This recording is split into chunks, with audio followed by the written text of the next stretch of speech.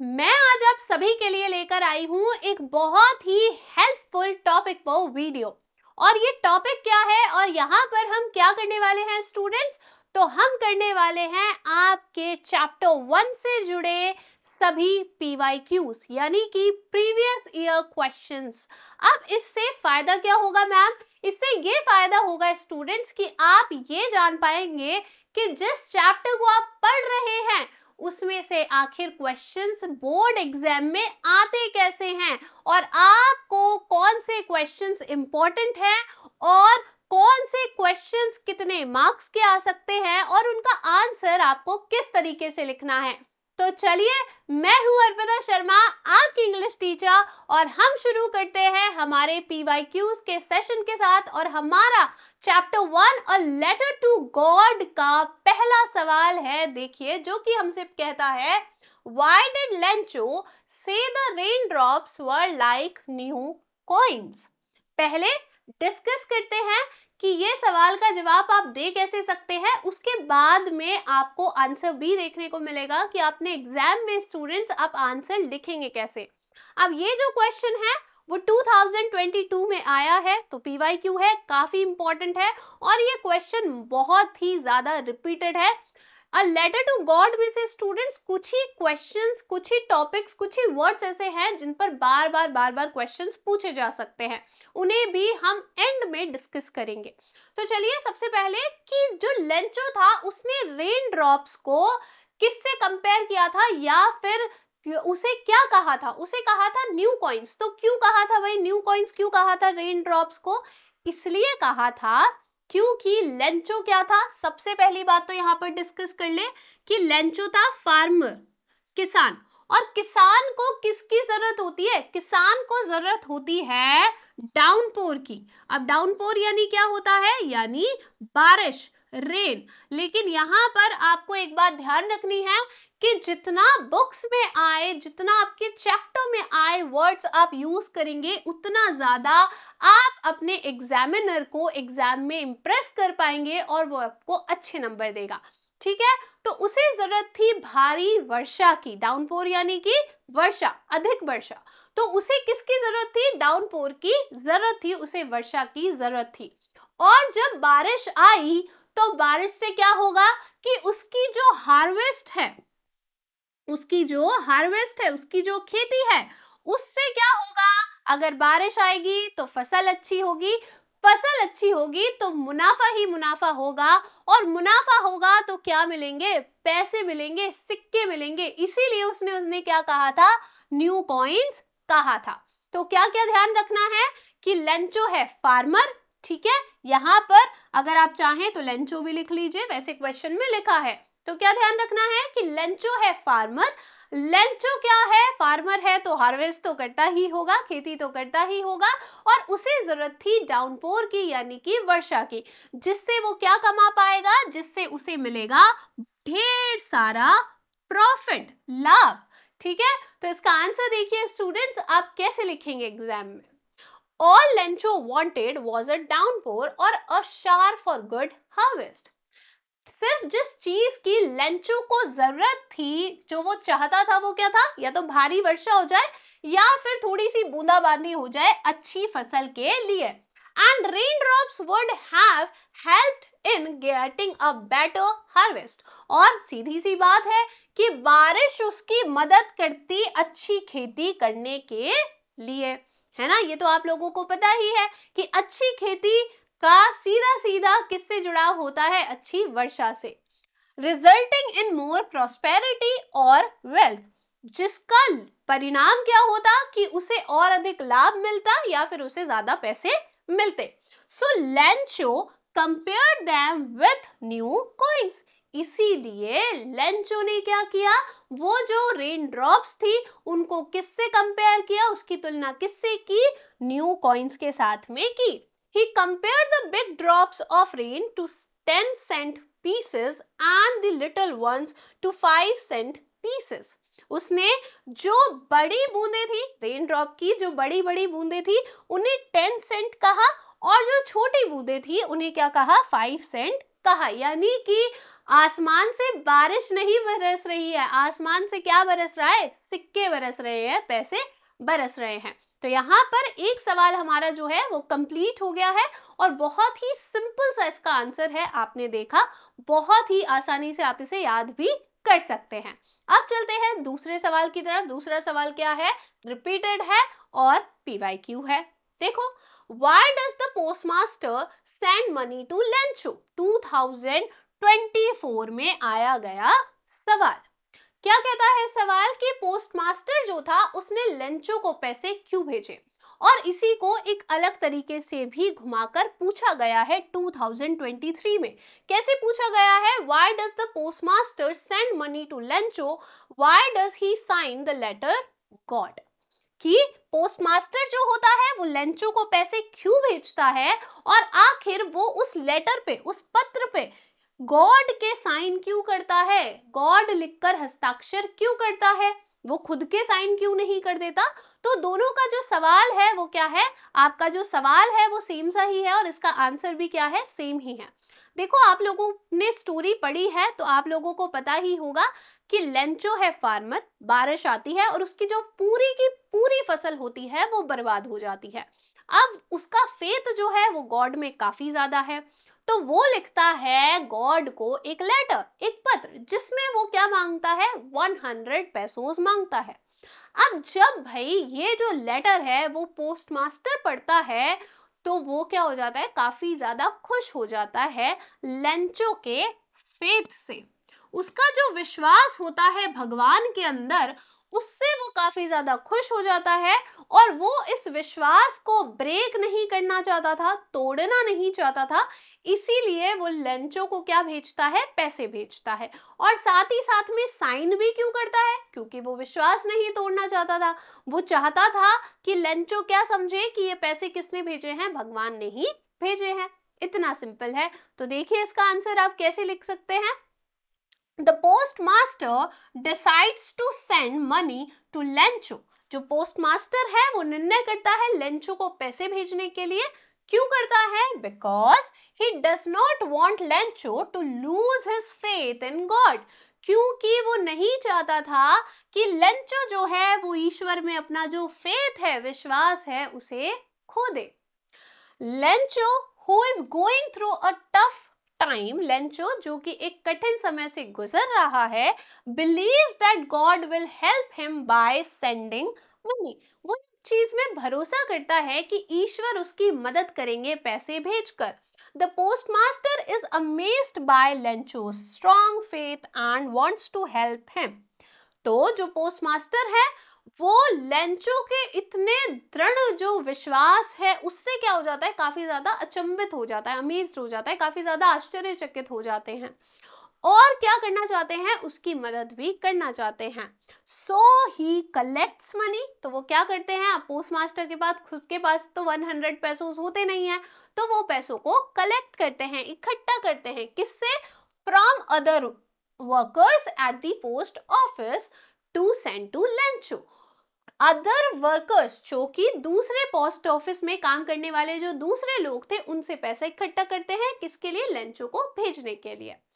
The postmaster signs the letter as God. जो postmaster है वो लेटर को गॉड लिखकर साइन करता है, हस्ताक्षर करता है। क्यों? Because he wants Lencho to believe that the money really came from God. क्योंकि वो ऐसा चाहता था, वो लेंचो को ऐसा विश्वास दिलाना चाहता था कि ये जो पैसे हैं वो सीधे किसने भेजे हैं? ईश्वर ने भेजे हैं। Just like Lencho had asked in his letter. जैसा कि लेंचो ने अपने लेटर में, अपने पत्र में क्या किया था? रिक्वेस्ट किया था, पूछा था, भगवान को भेजने को कहा था, वैसे ही ईश्वर ने उसके विश्वास को बनाए रखा है और उसे पैसे भेज दिए हैं। If the postmaster did not sign it this way, अगर क्या होता? अगर पोस्टमास्टर जो है वो साइन ही ना करता गॉड के नाम से लेटर को, तो क्या होता? Lencho might have thought that no one cared enough to help him और he might have lost hope. तो लेंचो को ये लगता कि उसकी मदद किसी ने भी नहीं की है, यानी कि भगवान ने भी उसकी मदद नहीं की है और उसकी जो आशा है वो उसे खो देता। तो पोस्टमास्टर एक बहुत ही अच्छे व्यक्ति थे और वो चाहते थे कि लेंचो का जो भरोसा है वो बना रहे और वो कभी भी ना टूटे, इसीलिए वो क्या करते हैं, लेटर को गॉड के नाम से साइन करते हैं। आगे देखिए, by signing the letter as God, the postmaster is helping Lencho maintain his faith and hope that God listens to his prayer. तो लेटर पे ईश्वर के हस्ताक्षर करके वो जो पोस्टमास्टर था वो लेंचो का जो भरोसा है ईश्वर पे और उसकी जो आशा है उसे बनाए रखना चाहता था कि ईश्वर जो है उन्होंने क्या सुनी है, लेंचो की प्रेयर्स जो हैं, जो प्रार्थना है उसे सुना है और उसकी मदद भी की है। तो इसीलिए वेरी वेरी इंपॉर्टेंट क्वेश्चन, इसीलिए पोस्टमास्टर क्या करते हैं, लेंचो को क्या भेजते हैं, पैसे भेजते हैं और साथ ही साथ में साइन भी करते हैं गॉड की तरह। ये जो क्वेश्चन है स्टूडेंट काफी ज्यादा रिपीटेड है, आगे भी रिपीट होगा, बिल्कुल होगा, क्योंकि कुछ ही चीजें हैं मैंने आपको बताई इस चैप्टर से, कुछ ही चीजें हैं जिन पर सवाल बनते हैं। आगे देखिए, draw a character sketch of Lencho, कहां पर रिपीट हुआ है, कहां पर आया है ये सवाल, ये सवाल आपका आया है 2022 में, वेरी वेरी इंपॉर्टेंट। ठीक है, तो अब ये जो क्वेश्चन होगा ना स्टूडेंट वो 5 नंबर से कम में नहीं आएगा। ठीक है, कैरेक्टर स्केच के जितने भी क्वेश्चंस होते हैं वो आपके 4 से 5 नंबर के बीच में ही आते हैं, क्योंकि जो पेपर बना रहा है उसे भी पता है कि बच्चा अगर थोड़ा सा एक्सप्लेन करना चाहेगा किसी के कैरेक्टर को तो वो मौका उसे यहीं पर मिलता है। ठीक है, तो अगर ऐसा क्वेश्चन आता है किसी भी चैप्टर से, किसी भी व्यक्ति, किसी भी चीज का कैरेक्टर स्केच अगर आपको बनाने को कहा रहा है तो ध्यान रखना, पहली बात तो उसमें कैरेक्टर का स्केच नहीं बनाना है। ठीक है, कई बच्चे ये गलती कर देते हैं कि आप ये सोचो कि ड्रॉ कैरेक्टर स्केच बोला है तो आप क्या कर दो कि आप उसका स्केच बना दो, क्योंकि आपको वर्णन दिया गया हो कि भाई चलो मान लो अगर हमें लेंचो के बारे में बताया गया होता कि वो टॉल था, वो ब्लैक कलर का था या वाइट कलर का था या कैसा दिखता था, उसके क्या क्या अपीयरेंस उसकी कैसी थी, बाहरी रूप पे वो कैसा दिखता था, तो ये चीज आपको नहीं करनी है, आपको सिर्फ लिखना है। और कैसे लिखना है, यहाँ पर मुझे ऐसा लगता है स्टूडेंट ये जो सवाल होते हैं ना ये सबसे ज्यादा स्कोरिंग होते हैं। क्यों? क्योंकि इसके पास में आपको लिखने के लिए इतना कुछ होता है और अगर आपने इनको पॉइंट्स में डिवाइड कर दिया तो आपके ये जो नंबर है ना वो कहीं नहीं गए, सीधे सीधे 4 से 5 नंबर जो है वो आप अपने खाते में जोड़ सकते हो। ठीक है, तो मैंने यहीं पर यही किया है कि मैंने आपके लिए क्या बनाए हैं, कुछ पॉइंट्स बनाए हैं, उसके अंदर की जो लैंग्वेज है वो आप अपने हिसाब से लिख सकते हो। जैसे कि हम कह सकते हैं कि लेंचो क्या था, हार्ड वर्किंग फार्मर था, बताया था कि पूरे दिन अपने खेतों में मेहनत करता था, पहला पॉइंट हो गया। फिर ऑनेस्ट एंड सिंपल था, ऑनेस्ट था, क्यों ऑनेस्ट क्यों था बताओ कैसे था, कि उसने ईश्वर से क्या मांगे थे, 100 पैसों ही मांगे थे, ज्यादा लालची नहीं था, ज्यादा नहीं मांगे, जितनी की जरूरत थी उसे अपनी हार्वेस्ट के लिए उतने ही पैसे मांगे। फिर क्या था, डीप फेथ इन गॉड था उसका, कि उसका ईश्वर में काफी ज्यादा भरोसा था। तो आप लिख सकते हो आगे कि भाई वो लेटर भी लिखता है गॉड को। फिर जब पोस्ट मास्टर पैसे दे देता है उसे लेटर मिल जाता है पैसों के साथ में, तो भी वो ये सोचता है कि भगवान से तो गलती नहीं हुई, ये जो एम्प्लॉयज है, वर्कर्स हैं इस पोस्ट ऑफिस के, उन्होंने क्या कर ली है, चोरी कर ली है। तो भगवान में उसका ईश्वर में जो उसका फेथ है, विश्वास है, वो काफी ज्यादा है। साथ ही साथ में होपफुल एमिस्ट हार्डशिप, अगर मुश्किल समय भी आया है तो उसमें भी वो आशावादी रहेगा, वो अपनी जो होप है उसे नहीं छोड़ता है। फिर डिटरमिनाइट प्रोवाइडर, वो क्या है, एक बहुत ही दृढ़ प्रोवाइडर है। प्रोवाइडर जो आपको कोई चीज प्रदान करते हैं ना, तो प्रदान करता है, कैसे है, क्योंकि जब उसकी फसल खराब हो जाती है तो वो क्या बोलता है, सीधे क्या लिखता है कि मेरी फैमिली क्या हो जाएगी, भूखी मर जाएगी। तो वो ये नहीं चाहता था कि उसकी जो फैमिली है वो सफर करे, यानी कि मुश्किल में पड़े, इसीलिए उसे ये बात पक्का थी कि मैं चाहे भगवान से ही सीधे मदद मांगू, लेकिन मुझे अपनी फैमिली को क्या करना है, अगर मैं प्रोवाइडर हूँ, घर में मैं पैसे कमाता हूँ, तो मुझे पैसे लेकर आने हैं, फसल अच्छी उगानी है। और लास्ट आप कह सकते हो इनोसेंट था, है ना, सीधा साधा था। अब ये तो हम बिल्कुल कह सकते हैं सीधा साधा था, क्योंकि अगर बहुत ज्यादा चालाक होता, क्लेवर होता, तो वो इस चीज में भरोसा ही नहीं करता कि भगवान ने उसको पैसे भेजे। सबसे पहले तो वो भगवान को लेटर ही नहीं लिखता, फिर लिख दिया, तो ये कभी नहीं मानता कि भाई भगवान ने उसको पैसे भेज दिए, और चलो फिर भी भेज भी दिए, कुछ हो भी गया, तो फिर वो दूसरा लेटर नहीं लिखता। तो बहुत ज्यादा इनोसेंट था। ये सारी चीजें जो हैं, ये आपके पॉइंट्स हैं। अगर ये आपने अच्छे से याद कर लिए स्टूडेंट्स, तो फिर से आपके 4 से 5 जो नंबर हैं वो कहीं नहीं जाएंगे, सीधे सीधे आपके खाते में आ जाएंगे। तो ये पॉइंट्स याद करो। अब उसके अंदर जो हम अभी आगे पढ़ने वाले हैं, वो आप चाहो तो आप अपने हिसाब से चेंज कर सकते हो। आपको लगे कि नहीं मुझे कुछ और लिखना है तो आप लिख सकते हो, लेकिन पॉइंट्स बहुत इंपॉर्टेंट है। देखो क्या करो, पहले इस तरीके से एक डायग्राम बना दो, ठीक है, बेस्ट है। उसके बाद में क्या करो, यहाँ पर ध्यान रखना, जब भी आप किसी की हेडिंग बना रहे हो बोर्ड एग्जाम में, तो आपको ध्यान रखना है कि आपको ब्लैक पेन जो है उसका यूज जरूर करना है। ये जो आप हेडिंग्स लिखोगे ना, ये आप किससे लिखोगे, ब्लैक पेन से लिखोगे। इंप्रेशन अच्छा पड़ता है। प्रैक्टिस करो अभी से हेडिंग को ब्लैक से लिखने की, ताकि वहां पर अगर आप अचानक से एक दिन दोनों पेन लेकर जा रहे हो, फिर आप लिख रहे हो, तो आपको क्या होगा, ऐसा लगेगा टाइम वेस्ट हो रहा है। ठीक है, ज्यादा टाइम नहीं लगता है। इसकी प्रैक्टिस आप अभी से कर लो, फ्री में भी कुछ बैठे हो तो कुछ लिख लो, ठीक है, जिससे आपका ये जो काम है वो आराम से हो जाएगा। अब देखो इसका आंसर आप कैसे लिखोगे इन हेडिंग्स को यूज करते हुए। पहला तो है हार्ड वर्किंग फार्मर। कैसे था, Lencho depends on the rain for his crops and works diligently in his fields। क्या करता है कि वो किस पर डिपेंड करता है, वर्षा पर डिपेंड करता है उसकी फसल के लिए, और बहुत ही मेहनत के साथ में, लगातार दृढ़ता के साथ में क्या करता रहता है, अपने खेतों में लगा रहता है। तो क्या था, वो हार्ड वर्किंग था। तो पहला पॉइंट हमारा कवर हुआ। दूसरा है honest and simple. He is straight forward in his actions and dealings with a sincere nature. वो क्या करता है कि बहुत ही सीधी बात करता है, ठीक है, अपने एक्शंस में अगर वो लोगों से बात कर रहा है तो वो कैसी बात करता है, एकदम सीधी बात करता है। अब सीधी बात कैसे करता है, सिर्फ गॉड को सीधा ही बोल देता है कि भाई ये जो एम्प्लॉयज है इन्होंने मेरे पैसे चुराए हैं, ठीक है। तो ऑनेस्ट तो है और सिंपल भी है कि ज्यादा घुमा फिरा के बात नहीं करता, सीधा सीधा बोल देता है, ठीक है। फिर हमारा थर्ड पॉइंट हो सकता है डीप फेथ इन गॉड, की ईश्वर में उसका काफी ज्यादा भरोसा था। Lencho trust profoundly in God's provision and guidance. जो लेंचो है वो ईश्वर में बहुत अधिक क्या करता है, भरोसा करता है, उनके मार्गदर्शन को काफी ज्यादा फॉलो करता है। अगर भगवान में भरोसा करता होगा तभी उसने क्या लिखा होगा, ईश्वर को लेटर लिखा होगा, ठीक है।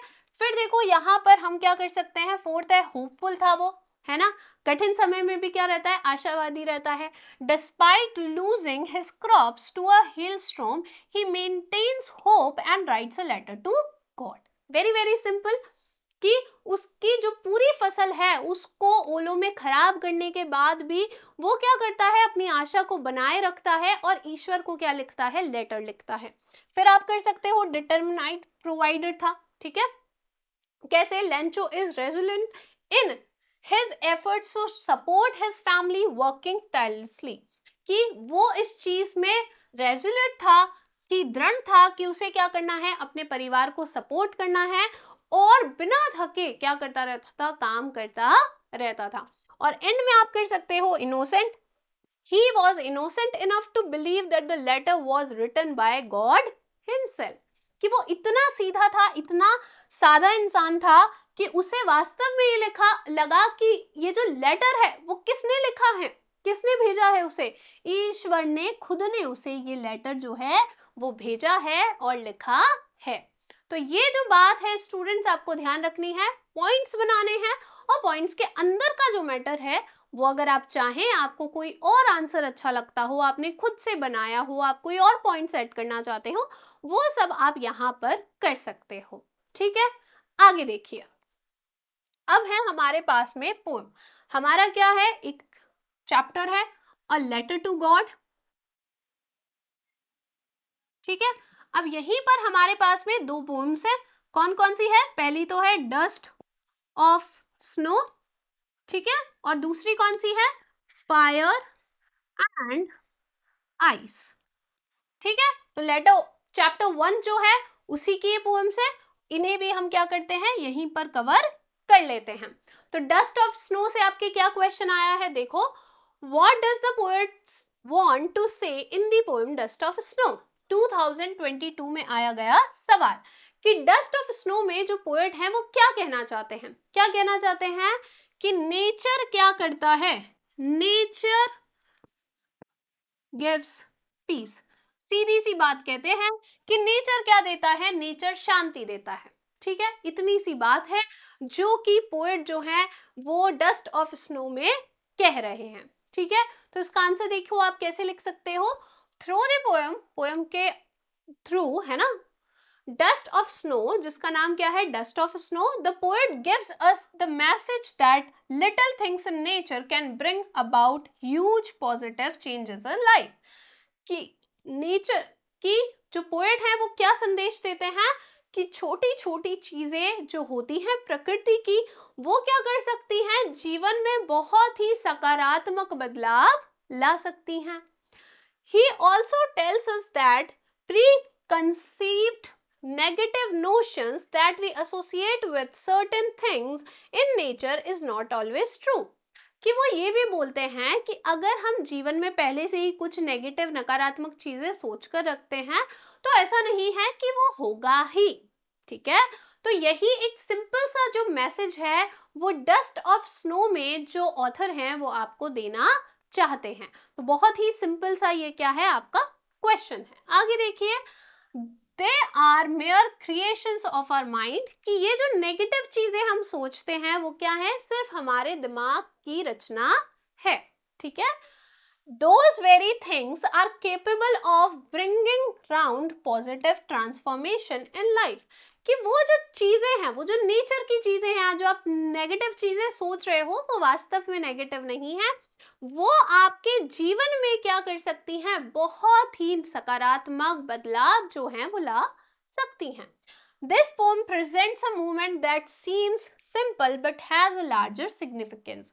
इस पोएम में एक मूवमेंट है, मूवमेंट क्या है कि पोएट हेमलॉक ट्री के नीचे से निकलते हैं और एक क्रो उनके ऊपर क्या गिरा देता है, डस्ट ऑफ स्नो गिरा देता है। तो बहुत ही सिंपल सा है, मूवमेंट बहुत सिंपल है, लेकिन इसका जो इम्पैक्ट है, इसका जो महत्व है वो काफी ज्यादा बड़ा है, क्योंकि जैसे ही डस्ट ऑफ स्नो गिरती है तो पोएट की जितने भी नेगेटिव थॉट्स है वो सारे क्या हो जाते हैं, गायब हो जाते हैं। ठीक है, तो ये जो छोटी सी पोएम है जो हमें बताती है कि भाई बस एक डस्ट ऑफ स्नो गिरा, क्या गिरा कि बर्फ का छोटा सा कण टुकड़ा जो था वो उन पर गिर गया, लेकिन उससे हुआ क्या कि उन्हें पता चला कि नेचर के पास में क्या है, पार है आपको हील करने की, आपको ठीक करने की। अब हमारी दूसरी पोम है, वो कौन सी है, फायर एंड आइस। अब इसे डिस्कस करते हैं, इसके अंदर है क्या। ठीक है, इसे एक बार समझ लेते हैं। इसके अंदर जो फायर है वो किसको रिप्रेजेंट करती है, वो करती है बर्निंग डिजायर को, है ना, जो हमारी कभी ना खत्म होने वाली इच्छाएं है ना, वो क्या है, उसको पोएट कहते हैं फायर। ठीक है, फायर क्या है, ये अनएंडिंग बर्निंग डिजायर्स।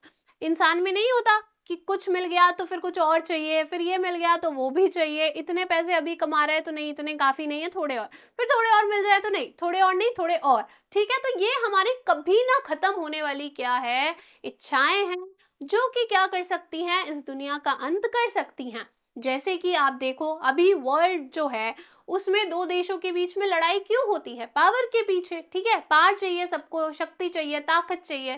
तो इंसान की जो डिजायर है ना, इच्छा है, ये कभी नहीं खत्म हो सकती। यही इस पोएट का क्या है, इस पोएम का और इस पोएट का क्या है, मैसेज है।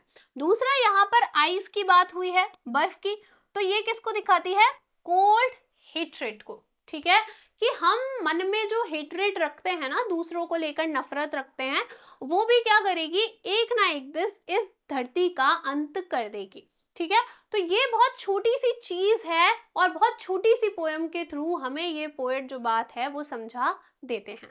अब इससे सवाल क्या आया है, ये देखिए, what would be the causes of the end of the world according to the people।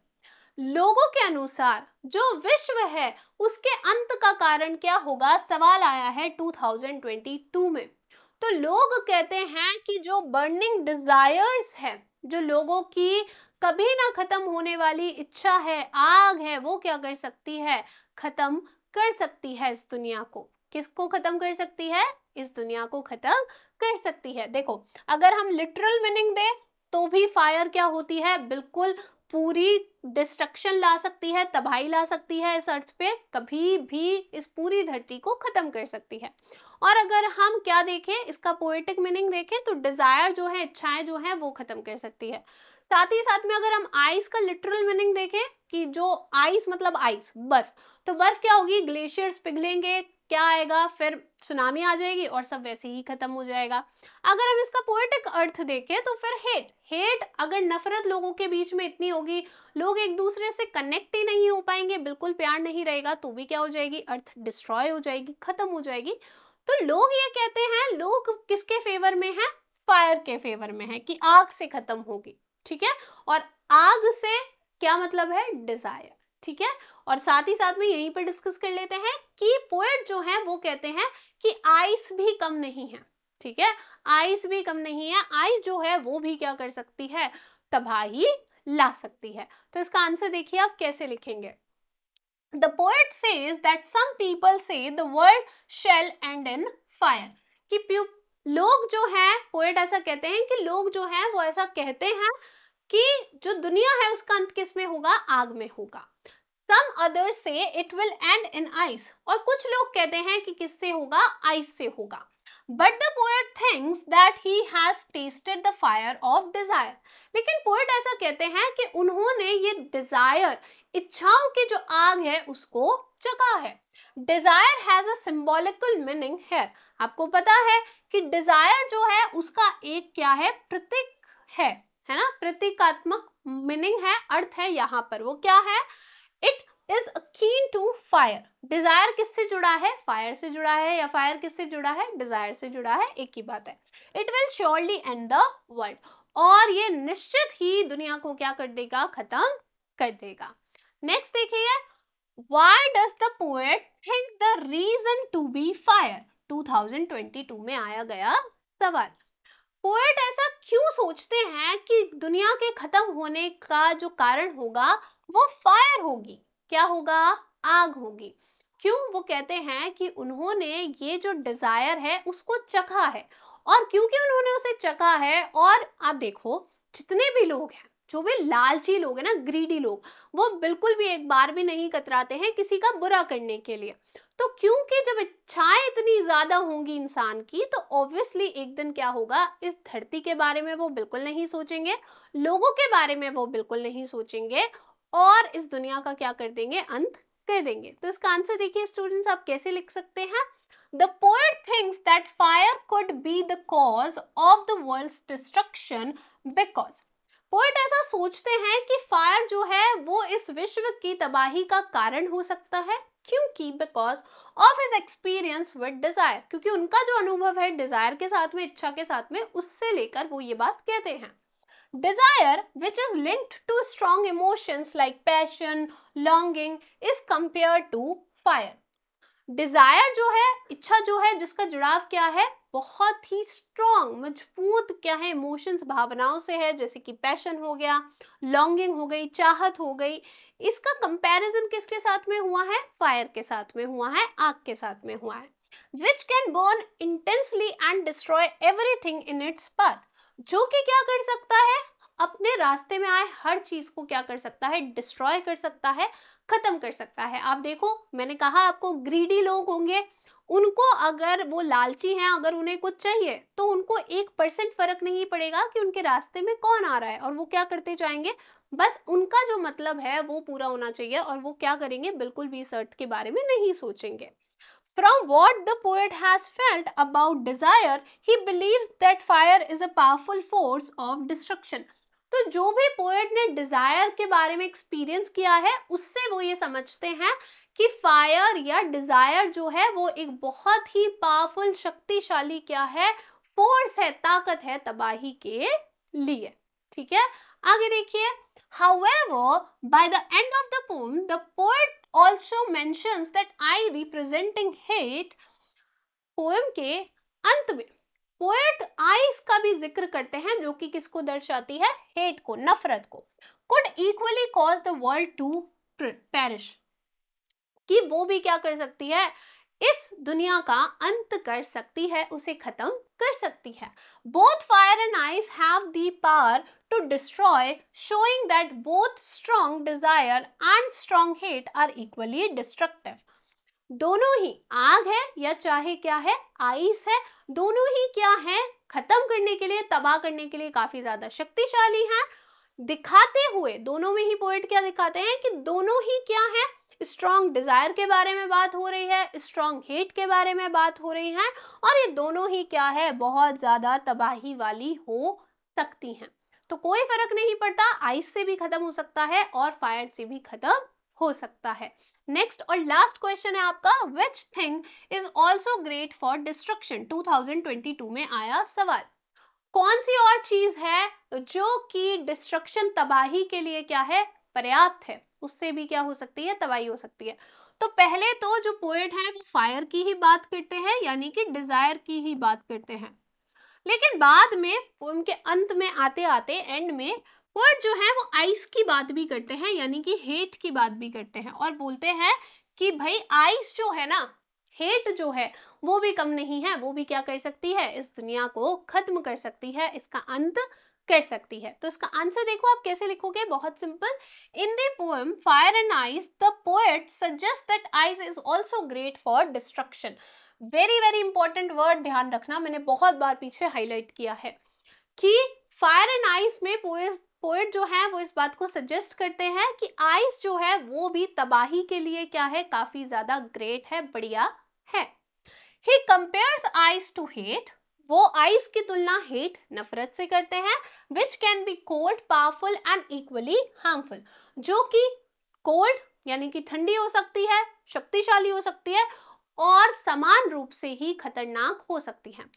Cold क्यों कहा जाता है हेट को, क्योंकि लोग क्या करते हैं अंदर ही अंदर नफरत करते हैं, और अंदर ही अंदर नफरत करके क्या करते हैं दूसरे को नुकसान पहुंचाते हैं। Wild fire represent strong Dzire, जहां पर फायर जो है वो स्ट्रॉन्ग है ना, स्ट्रॉन्ग डिजायर इच्छाओं को दर्शाती है, which burns with intense passion and causes destruction, जिसमें क्या होता है कि जिसके अंदर पैशन जो होता है ना, किसी चीज को पाने की आप लालसा मान लो, वो क्या होता है, वो उसके अंदर होती है। फायर के अंदर क्या होता है, पैशन होता है, किसी चीज को पाने की लालसा आप कह सकते हैं। वो क्या कर सकता है, वो डिस्ट्रक्शन ला सकता है, वो कारण हो सकता है तबाही का। Ice symbolizes the coldness of hate, यहाँ पर जो आइस है वो किसका प्रतीक है, कोल्डनेस ऑफ हेट का प्रतीक है। वेरी वेरी इंपॉर्टेंट, अंडरलाइन कर लेना, आराम से नोट्स में लिख लेना। वो किसको सिंबलाइज कर रही है, हेट, नफरत की जो कोल्डनेस है ना, यानी कि अंदर ही अंदर हम जो नफरत करते हैं उसे दर्शाती है, which can also lead to the end of things, जो कि चीजों के अंत की ओर ले जा सकती है। आगे देखिए, the poet implies that both fire, desire and ice, hate have the ability to destroy the world।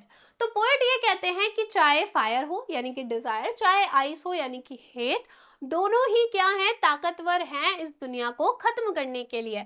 Making ice a powerful force of destruction as well, अंत में वो क्या करते हैं, आइस को भी बहुत ही तबाही का एक पावरफुल वेपन बनाते हुए, फोर्स, ताकत बनाते हुए प्रस्तुत करते हैं। वो कहते हैं कि चाहे आइस हो चाहे फायर हो, दोनों ही क्या कर देंगे, इस वर्ल्ड का एंड कर देंगे। ये बात ध्यान रखना फिर से कि फायर मीन्स डिजायर, बिल्कुल नहीं भूलना है, एंड आइस मीन्स हेट। ये आपके लिए बहुत बहुत इंपॉर्टेंट है और ये आपको क्या करना है, ध्यान रखना है। आई होप स्टूडेंट्स कि आपके लिए ये जो PYQs का सेशन है ये हेल्पफुल रहा होगा, और अगर आपको और कोई भी सवाल हो तो आप नीचे कमेंट सेक्शन में लिख सकते हैं। Thank you.